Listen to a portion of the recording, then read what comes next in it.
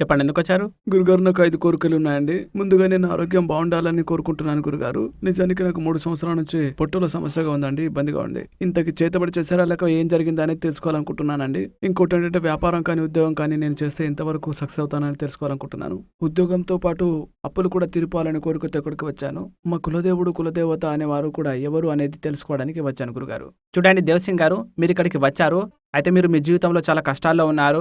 అయితే మీ అభివృద్ధి అనేది ఆగిపోవడం జరిగింది. మీపై తప్పుడు ఆరోపణలు చేసే ప్రయత్నం చేస్తూ ఉన్నారు. మీ పొట్టలో ఉన్న వ్యాధి తగ్గాలనే కోరికతో ఇక్కడికి వచ్చారు. దాంతో పాటుగా మీ పైన ఎవరైనా చేతబడి చేశారా అనేది తెలుసుకోవడానికి వచ్చారు. మీ కులదేవుడు కులదేవత పేరు తెలుసుకోవాలనుకుంటున్నారు.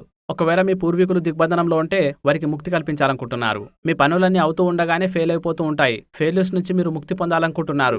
మిమ్మల్ని అప్పుల పాలు చేసే విధంగా ప్రక్రియ చేయడం జరిగింది.